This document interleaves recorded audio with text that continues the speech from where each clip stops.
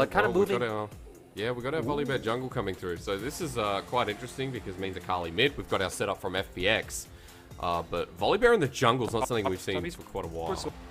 Yeah, I think Volibear jungle, again, we haven't seen it in a while. Quite interesting. But I'd say I'm more interested right in the Pantheon jungle. We've only seen it once this tournament. Isn't something I've seen a ton of in solo queue. Pantheon as a champion is very early game focused. Obviously, a champion that could very easily go for a level 2 games. Doesn't really look like you have too much setup in terms of mid lane, right? You are running that GP. Maybe you could look towards the top side. Start getting 369 ahead or even bot. So you at least have side lane options for the side of TS. But the other thing that jumps out to me is the fact that crucial here. It's going to be actually quite massive for execution-wise from top esports.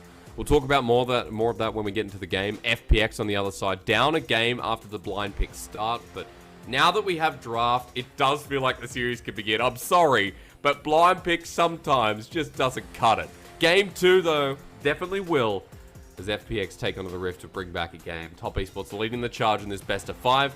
Seeing Knight on GP is going to be a big question as well as we enter Summoner's Rift. Demacia Cup quarterfinals continue. And we'll see out of these two Worlds attending squads who's in better form right now heading into the LPL season. Yeah, and I'm really interested to see how this mid lane matchup goes. We already see Doinb taking no flash, taking TP and Ignite, so at least you're going to have two very lane-focused summoner spells. Obviously, Ignite for the kill potential and TP so he doesn't miss out on, you know, necessarily any CS or waves crashing in. Also having the global pressure to gank other lanes. I would think early on GP should have the advantage. Also running the Grasp should be able to proc that pretty easily. You know, Q's on a 5-second cooldown has the passive damage. The burn coming in. Akali definitely going to need some levels. But with the Pantheon in the jungle, even with Volibear, even though Volibear is not really a ganking jungler, I expect a lot of pressure to be put on the mid lane. I also think seeing Doinb on Akali is going to be a new feel. When we see Doinb, it's a lot of the time these bruises, these, you know, top lane flexes, which fair enough Akali is, but seeing the carry potential out of Doinb is not something we talk about every day, unless he's on something like the Kassadin. So on this Akali, with the summoners taken, it's going to be all eyes on him in the second game versus Knight's GP. As a flash forward, it seems like I was wrong because FPX decide that JackeyLove's in a bit of trouble. Chris burns his flash, but it's only one summoner for the cleanse on JackeyLove's side and a low health bar. Yeah, but he's not taking the Hextech flash this time around, it looks like. So actually going to be missing that's a pretty big deal. Only cleanse going down. This could potentially be setting up for some action bot side. We know post 6 we're going to see a lot of fighting in the bot lane, especially from TES's side. Woo! So, all right. Well, JackeyLove has the flash away in the end, the Ignite, and the last proc a second skin would have killed him. So FPX starting this game 2 off strong. Yeah, nice job from Crisp just finding a lot of these opportunities. I felt like Crisp played, you know, laning phase quite well last time, and there was just some mistakes coming out from Lwx's part. We are seeing Crisp runes. Like we said, he isn't running that Hextech flash secondary, not going the inspiration tree, instead going for sorcery. So gonna be nice to see what FPX's bot lane can do with the advantage they've started to build up. Jhin is gonna end up missing some CS and experience as well, so FPX's bot lane should just be able to hold on to this advantage the whole time. Quite a bit, right? Like, that's 2 CS Jhin, who's gonna lose half, if not all of the wave, with Draw unable to hold it because of the pressure from Lwx and Crisp, and the next wave crashing in. So JackeyLove's going to be quite behind in this game. Lwx going to be hitting 3 soon as well, with Tian now prioritizing towards the bottom side Scuttle Crab, which you like to see. Yep, and we do see Karsa on this side of the map, but he actually is just pathing up. Again, right now both mid and bot are pushing for the side of FPX, so he's going to just path up to his lane that has priority and take that one. Kind of surprised we didn't see Karsa go for any kind of, again, cheesy early play with that W.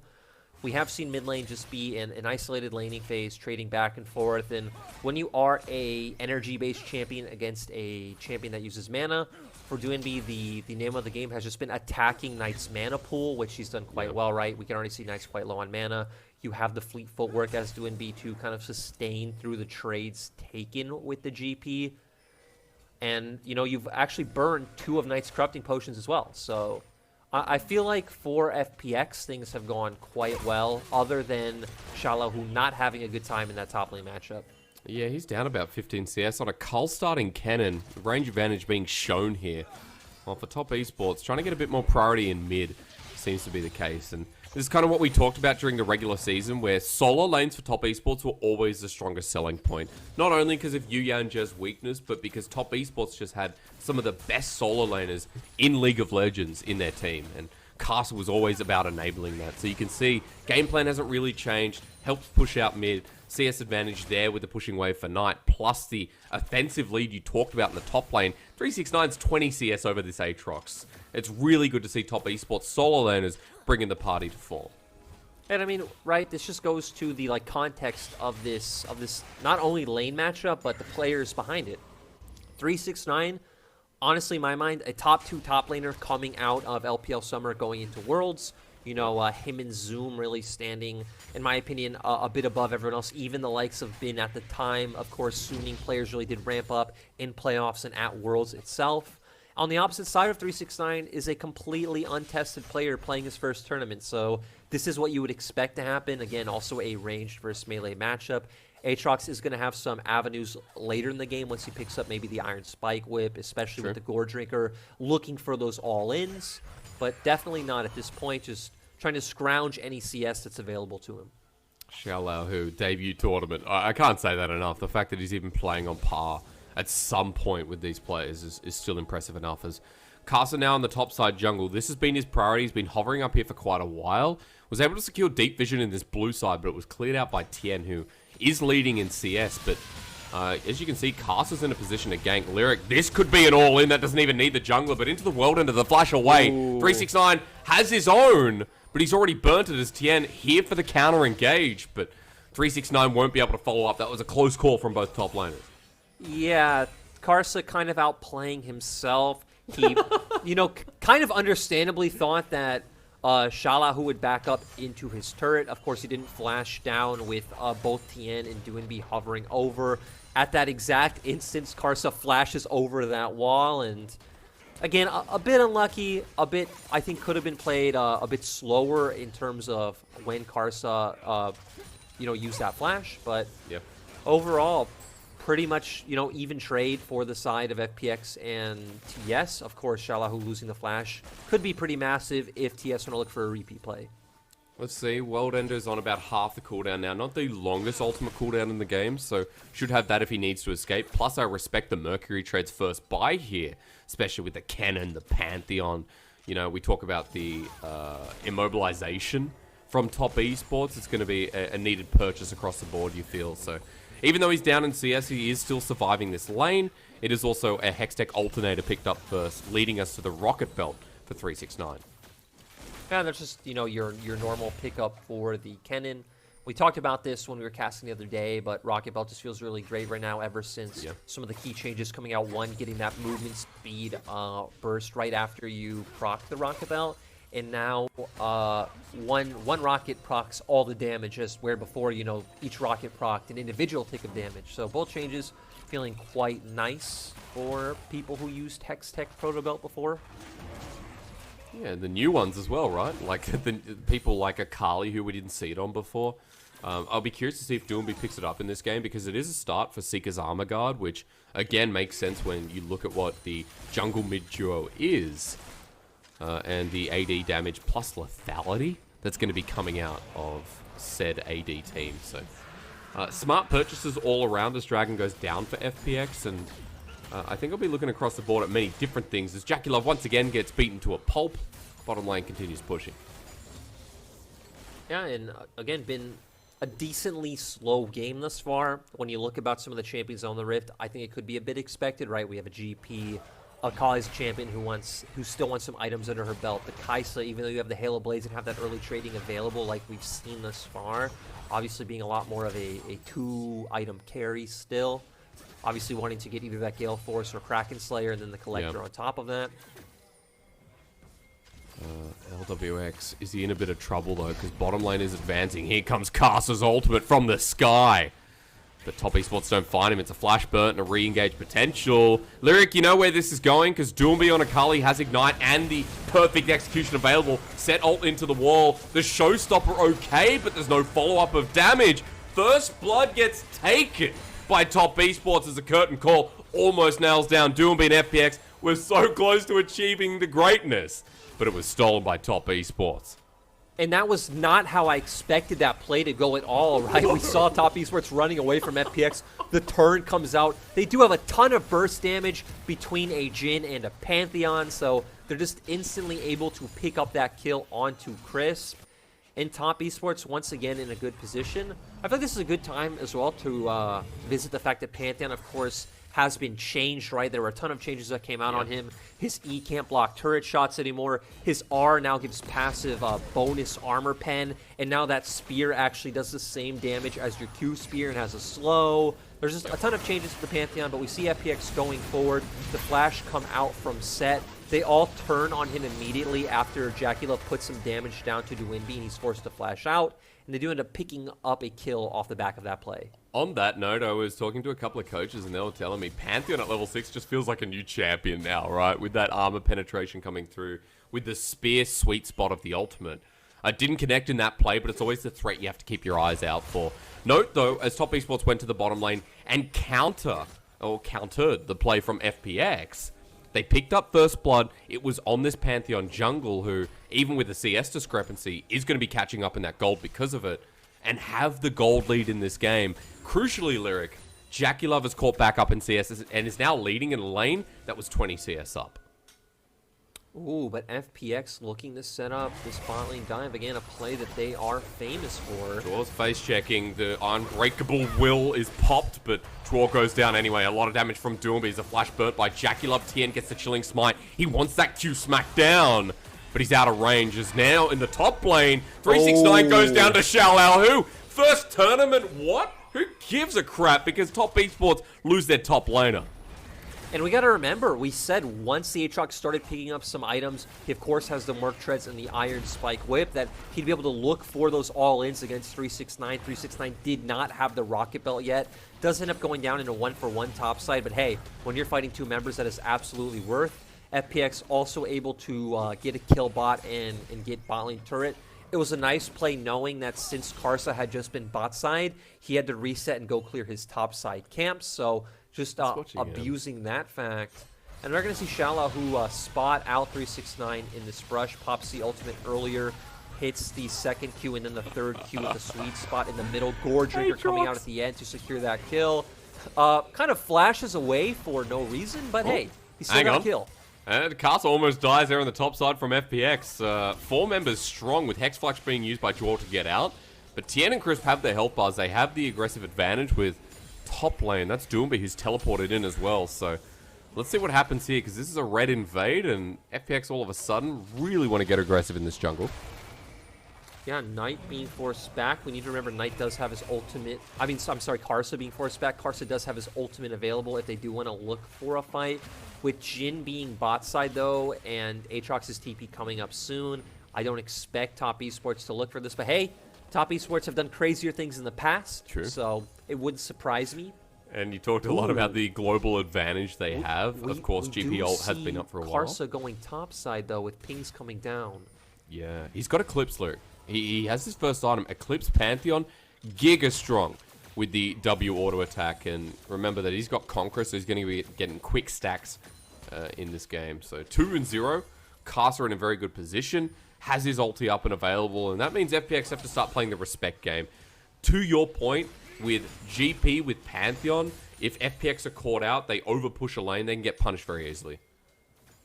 Yeah, we do see that FPX were actually late to Dragon. Like, Doinb wasn't here, but Top Esports actually not walking up in time for the Dragon timer, despite seeing Akali top. I guess it's to coincide with Knight getting the Divine Sunderer. We see Draw already posturing for an engage. And again, for the side of TS, they do have the option if they do want to look for, you know, a kite back. You have the zoning Kennen ultimate. You can play with the barrels as well. They've started the engage onto Crisp, who gets at half health. Haymaker thrown out, and a good bit of damage onto 369 and Draw. Top Esports coming back into this pit. Dragon, very healthy. A Xiaolaohu, who wants that Infernal Chain to pull back 369. Ulti's up everywhere. This is going to brew as Doinb is at a flanking angle. Now on a ward as well, but going in, it is secured by Karsa as 369. Nails down the slicing Maelstrom. Aatrox, though, heals up and doesn't die. And for top esports, that is bad news bears. As speaking of which, Tian locks down another player for the double kill for Xiaolaohu, who is a killer instinct on top of JackeyLove. Xiaolaohu survives, and so does the rest of FPX. Yeah, and again, this comp is just so durable. And when we look at it, the way that teamfights should be played right now, you're thinking about it, right? Who's realistically going to run in first to the likes of an Aatrox, a Volibear, a Sett? Kennen going for it doesn't feel too good. He's going to get bursted out instantly. His ult's not going to lock anyone down. That's what we saw happen.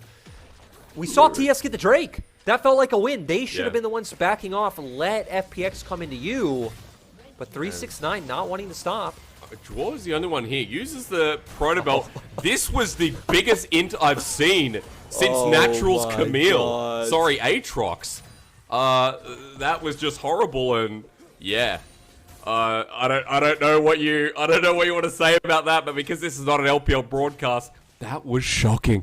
That was so maybe bad. if he had ultimate, you could like try to like mentally justify him looking for it. Has no ultimate. Jgl's the only one there. I guess Karsa does have ultimate, but obviously not in sync. And yeah, they just let 369 get put in the bin.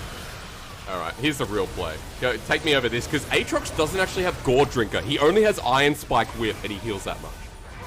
I mean, we see 369 go in, Crisp having an amazing a Sett ultimate to bring the members out of the fight. That's why Xiaolaohu doesn't end up going down in the end. Of course, even without the Gore Drinker, Aatrox having a ton of healing and sustain in his kit between his ultimate and his passive. And it just felt like that's not the way that top esports should or can take fights when you are against FPX who are 5-man stacked in front of an objective. I feel like you can go in aggressively to look for picks with things like the Pantheon, open up the Jhin ulti, but when you have FPX's front line just stacked in front of you, right, you aren't that innately tanky as the members of TES. And they also have a way to bring you out of the fight as well, right? If someone jumps in on the side of TES, Crisp just uses the Sett ult and sends you right back into your team. True. And everyone can follow up with. There's a lot of gap close on FPX as Herald's getting taken here. Even though Karsa slightly, you know, get something for top esports in that last play, look at gold on the top of your screen. Top esports are now almost 4,000 gold down at 16 minutes in the game. We have mythics across the board, bar Crisp for FPX. And while it is being matched by top esports, it does feel like the strength right now is not even in comparison for FPXs. That Gore Drinker has been picked up since. Xiaolaohu is going to be healing even more. And we will head towards those second items as FPX are going to use this Herald to push and get some more gold through inner turret. Yeah, and it's been nice to see FPX have some fight in them, right? And having a decently commanding lead in this game so far. They got both Rift Heralds, got one of the only 2 Drakes picked up this far. They have a ton of pressure across the map, and their comp does have the ability to pressure in 3 lanes. Of course, Aatrox and Akali both having the ability to, you know, play out in side lanes. But I like what FPX have been doing, playing these kind of like transitionary periods between dragons in 2 to 3 lane setups. And then once the Drake's about to spawn, your comp is also super strong, just 5-man stacking in front of TES. But let's see, because here comes Pantheon. Karsa comes in. I don't know if he got the red buff with that, but he certainly gets a kill on Tian. The Cannon Barrage nails down, and FPX now in a bit of trouble as Chris has to use the showstopper to get out of there with a Haymaker shield, but he's still dead. Lwx in a horrible position as well as the Shuriken Flip doesn't land. Doinb can't get in the fight, and one by one, FPX march to their death. It's 3 dead. It's Baron coming up in 2 minutes, so unfortunately, top esports can't take that one, but they finally get some gold back on the menu. And this goes back to what we were saying in draft, that top esports have a lot of these long-range and global pick potential, right? They have the Pantheon ultimate, the GP ultimate, and that's what we're going to see them use here. They're going to lock down the members of FPX. Karsa's ultimate comes through. They pick off the Volibear right away. We see the heal come out to get the movement speed bonus. They get on top of Crisp, who almost is able to take 369 down. Unfortunately, isn't Jgl with a great headbutt pulverize combo. And then, yeah, Lwx is going to go down in the end as well. Just perplexing. I don't think he would have lived anyway, so, you know, it's... Worth a shot to try and make the right decision the first time. But, yeah, you're right. It does happen, and after that, you know, Top Esports finding that global advantage again. We've got Karsa, who's now on towards his second item, who's 3-1 and 2. Just look at Xiaolaohu. Oh my god. 3-1 and 3, massive bounty, Gourd Drinker, double Ruby Crystal. So, the question is, Lyric, for Top Esports, where is the anti-healing? Because we know that, apart from the Oblivion Orb for the top lane Kennen, which is great, we want to see a couple more of those Executioners calling. With how cheap it is now to buy Grievous Wounds, you're going to need some for the Aatrox, you're going to need some for... I mean, I guess the Akali and for what we see out of LWX late game. The most important members to have it on are the Kennen and the GP, right? Because they're the ones who theoretically will be hitting the most members with both of their ultimates. Obviously, Knight with his barrels as well. I don't think it's necessarily like urgent on your Jhin or Pantheon. So I feel like the big problem with Top Esports is I think their comp needs to be on the objective first. But with how much map control that FPX has, that's going to be quite hard for them to, you know, kind of attain that. I think potentially what they need to do is look for a pick off to the side lane with what looks like they're doing now with Karsa hovering up towards Doinb's lane, and then use that pick to, you know, get vision maybe 30 seconds before an objective and really start that one off. We're coming up 4 minutes, Baron up, and...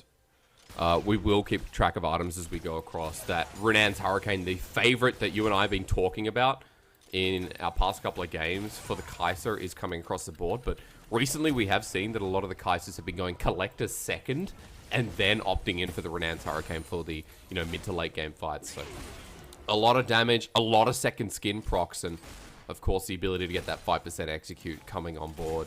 Also, Lethality going to be doing well into the team comp that Top Esports have in front of us. As what items interest you? Should I even be saying that? Because there's a teleport coming in, Lyric, and you know what? Doinb's just charged into the fray. Karsa at half health. He put the shield behind it, but Doinb, that teleport was apparently genius. The showstopper comes in, or waiting for it at the very least. A Xiaolaohu flashes forward, and LWX in the backline. Second skin needs one more hit, but doesn't find the mark. And even though LWX sacrifices himself, Xiaolaohu, this guy who's playing his first ever tournament, has just picked up, wait for it, maybe not a triple kill, but at least gets close enough, who's now 5-1 and 3. Yeah, and we didn't even see on our screens what Doinb saw to want to start off that fight. We were, of course, watching him in Fountain. Suddenly just TPs into the enemy jungle, picks off Karsa immediately, and then Xiaolaohu following in with this TP as well. But, ooh, Hysterics, maybe we're not done. 369's teleported into this one.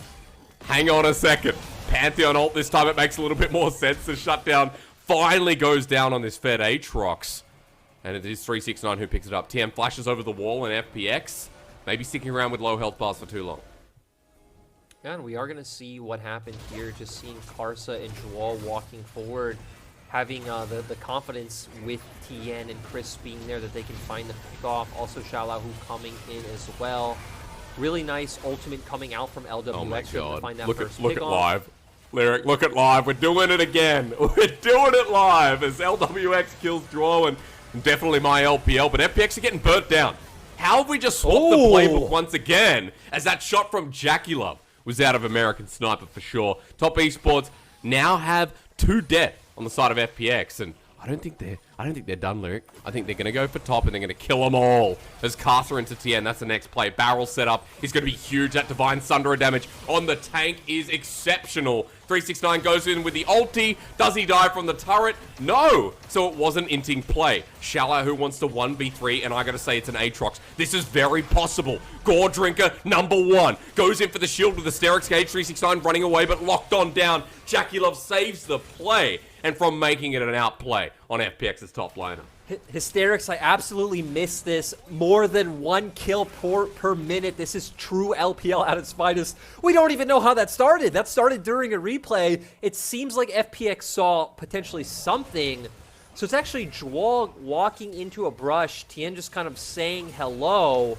Doinb and LWX following up on that. We see the first half of the ultimate coming out from Doinb, but immediately forced to ult away. LWX walking forward, sets up for the root from JackeyLove. This man does not miss any shots of this ultimate, taking LWX down. Crisp immediately follows. And then Top Esports just able to continue walking forward up to that point where we saw, Xiaolaohu eventually going down in the end. Yeah, he took one with a no and almost took 369. I think there's a lot of power on this Aatrox, and there's a lot of Omnivamp coming through here. But note that we've got a Dragon coming up in about 10 seconds time. Infernal is on the menu for the Rift today, as FPX are charging towards it. They have priority in this bottom side river, but top Esports, I'm not sure if they're going straight down. They're either clearing vision or setting up for a sneaky Baron, or maybe mid. Where are we going? Yep, okay, forget Dragon. Just gonna go this Drake. I definitely feel like FPX's comp, if they get the setups correctly for these team fights, should be ahead. We need to see Doinb getting off more flanks. A lot of these times he's trying to walk forward into the fight. We've already seen the combo of like Aatrox plus Sett, what that can do and how that won them a fight earlier in the game. And for TS, we've already said the name of the game is more pick-oriented than it is just kind of running mindlessly into what FPX have brought forward. They're going to make sure they don't do that. Just petering off to the left side of mid after securing the Scuttle Crab towards Baron as well. FPX getting the Dragon now on Soul Point, so we put a timer on for 4 minutes 30, and once that's out of the oven, we see how juicy the Infernal Rift is going to be looking. Infernal Soul, rather, excuse me. We're on to 2 items across the board, pretty much. Just note that it is Navori Quick Blades for the GP second, so every time he crits, going to be getting more set up with barrels, more of the parlay, and of course the ability to use orange more often feels really, really nice. So an interesting item, but you can see how it works. Yeah, and again, just kind of seeing how this GP build is going to unravel, because obviously this is a new season. This isn't a champion we see too much. You know, we are learning as well. Kind of seeing how this, how Knight's GP is going to unfold and what it can do, I feel like it's going to be quite interesting. And I feel like there's a lot on his shoulders so far, because we keep talking about how these team comps play out, right? And I feel like Doinb theoretically puts so much threat onto JackeyLove if he finds that flank. Knight has to step up and do a lot of the heavy lifting. Let's pause, though. Cannon Barrage in the Baron pit. It's been taken down low. Karsa's coming in as well. Tian is super low. Oh, Baron stolen, baby. Karsa's done what he came here to do. The man looks good with a shield, but will he be slammed into the ground? Goes golden here with Chris ulti in the backline. 369 dead as well, as Xiaolaohu has reset City. JackeyLove is facing a demon, and JackeyLove ain't no demon slayer. As he gets shielded away, he flashes away, does the damage. Knight is still here. This is getting turned around. FPX regret going into JackeyLove and Knight. It's all over until Doinb comes close, but in the end, it is a double kill. Knight and JackeyLove reign true. And there was some wins on both sides. We saw FPX starting off the Baron. It looked like they were going to get it, but no. Top Esports come in, JackeyLove opens up the ultimate, Karsa jumps in, takes that one away. FPX start turning the fight because Knight isn't there. JackeyLove buying time for Knight to make it and completely winning out in that 2v3 scenario. Picking up Baron for themselves, they're going to have a lot of pressure on the map and also potentially setting up for that Dragon in the next 2 minutes and 30 seconds. Look at this steal lyric. I mean, Smite fight with Q. Pantheon damage is better. I mean, at the same time, right, Tien did go down right before the Baron was able to be smited, so nice ultimate coming out from JackeyLove as well. JackeyLove left in this 1v3, keeps kiting this out, buys time for Knight to get here. Knight walking forward, using some of his barrels, nice crit forward shot coming out from JackeyLove as well, and then just easy cleanings for the side of TES. I just looked at the Navori Quick Blades, like Parlay was on a 1-point-something second cooldown. He was just shooting it every single second of that fight. He's now got Collector as well, so this GP means business. 2-1-12, 249 CS at 27 minutes. I mean, Knight has been a quiet achiever in the sense that he's been helping out top esports all throughout this game. 14 out of 17 kill participation. Knight is having a standout game, and now that we've hit that kind of mid to late game point, it feels like it's going up for top esports that with the right setup, they're always going to have that outplay potential as we saw before. That's the thing, right? We're actually seeing stock standard top esports. What we expect is, hey, their decisions might not always be the cleanest, their setups might not always be there, but when it comes to, you know, mechanical skill, how JackeyLove is spacing in these fights, dealing his damage, how Knight's playing, the angles Karsa is finding, like this is still the stock and standard top esports that can win an LPL like they just did. Where FPX now trying to find a play of their own. Chris doesn't get the face breaker, and 369 decides to charge away. JackeyLove staying in lane for now as FPX group up, but look at where Knight is, getting the push up with the Baron minions with what looks to be a slow push in the top lane. And so for FPX, they're getting drawn to these different lanes for now, as it seems like top esports have done their push and they're just going to back away. And I want to do another checkup on items real quick before Dragon, because we actually saw LWX go for IE and then Phantom Dancer. And remember, Phantom Dancer is different now. Now you gain stacks when attacking, and at 5 stacks you gain 40% attack speed, so much more about that DPS. So LWX going a full DPS build, all about getting all those auto attacks in. I want to see if FPX just 5-man stack this Dragon once again like they've been doing, because we've seen that TS have been a bit... not necessarily hesitant, but you can see why they've been kind of frustrated just walking straight into FPX's team composition. Just crucially there, Lyric, as well, remember that we've got a Phantom Dancer that doesn't have defensive capabilities with Lifeline anymore. So we've got a very exposed LWX. If he goes into the play, it's a one-way stop. And it has to be the winning stop here for FPX. Grouping up 5 on the bottom side of this river. Top Esports doing the same. Infernal Soul at the ready for FPX. If they can win this, the tides of battle again turn in this game too. Yeah, and I don't really like all the angles that we see FPX playing. Stolen! JackeyLove just fourth shot at the Dragon. And Ever it's gone. since Top we got Esports out at of priority laning mid. phase, JackeyLove has been amazing this game, right? The team fights have been on point. Securing the Dragons has been on point. Now they can set up the siege in mid lane. And here we go. The push comes through to deny Infernal Soul. Thank you very much. Top Esports with their individual outplay once again. Yeah, and it goes back to the fact, like I was saying, I don't really like the setup that FPX was going for, where they have Xiaolaohu kind of on one flank. Hang on, Crisp is going in, but he's just nailed himself down. The Haymaker does so much, though. 369 comes in with a slicing Maelstrom off the backline. Zones away LWX. Remember, it is a one-way stop, but Xiaolaohu has AoE heaven. You've clumped up against an Aatrox, and that's the wrong move. Look at who's dead on the side. JackeyLove's down. 369 and Knight, the only two left standing. Slowed down is Xiaolaohu, but the Aatrox has just taken it all. Yeah, great play coming out from Xiaolaohu, and we've seen all tournament, right? Whenever we've seen Aatrox in the game, it is absolutely massive. Xiaolaohu able to pick up a lot of kills to keep extending that World Ender ultimate. Goes up, you know, increases by 5 seconds every time you pick up another kill. So really getting all the benefit out of that healing and bonus AD and movement speed. And the game's still staying close. It feels like we're going to make it to something like the next Baron fight or the next Dragon fight before this game ends. We'll have another look at this one again, because as I was saying, it's heaven if you have an AoE ability. Of course, 369 chasing LWX in the back end. And it was really interesting that both teams kind of decided to run into each other at the exact same time. We saw, you know, Alistar headbutt Pulverize come out, the Kennen running, and Aatrox jumping forward as well. But ultimately, you talked about the AoE coming out from this Aatrox. Of course, has the Gore Drinker, has the Ravenous Hydra, has more sustain coming out from the Sterix gauge as well. Kept picking up those kills, but ultimately, again, I don't feel like that fight equals out to a tangible advantage for either side of the map. We are at the point where it's going to come down to this next team fight and who has the better setup. It's Top Esports who've got control of vision. Baron's actually being started here, but spotted out. Look at the burst damage they have on this big purple worm. In the grasp of their hands, they now turn around and actually may have found Chris. The curtain call to layer him down. He's just dead. Good pick here from Top Esports, now knowing they have the 5 versus 4. It's Dro who knocks in Xiaolaohu. They need to take down this Aatrox first, and all attention is derived on him as the Sterix gauge keeps him alive, but he's still kicking, Lyric. JackeyLove gets the one shot, but into the GA now. As he revitalizes and comes back to the Rift, he takes another one. Aatrox is back on the menu once more. Karsa gets knocked up. They're trying to kill Xiaolaohu, but JackeyLove does it finally. Triple kill in the basket. Top Esports take them all.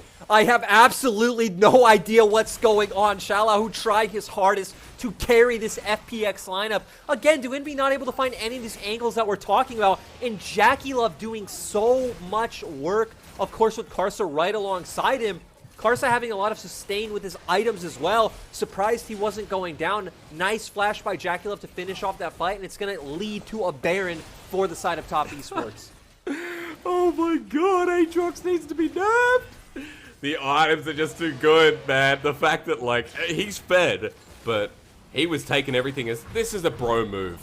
Waits for everyone bar 369 because maybe he ran it down a little bit too much in the early game. That's his punishment. Yep. Baron will be given over to 4 out of the 5 members of Top Esports. We have a look at this one again, and FPX sent in the river 4 versus 5. Yeah, and we see it's actually FPX who jump onto Jgl right there. They do take him down early.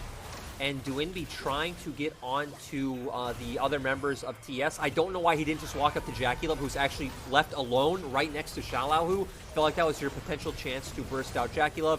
It looks like Xiaolaohu's going to be able to take this fight himself.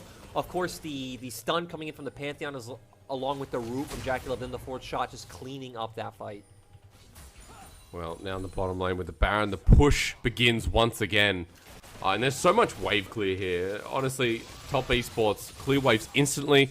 They can set up a wave in another lane too, and with this Baron buff, they're going to get a lot out of it. They've got about 7k gold in FPX of walking into the jungle. Haymaker shield, not enough. Of course, JackeyLove takes him down with Collector. As Draw zones off the one member that can bring back a fight in this choke. It's Xiaolaohu again, but with the slicing maelstrom and the grievous wounds. He has no GA, so he's going to fall down, and FPX walk to their death. They knew this one was over, and top Esports 5-0 make it true.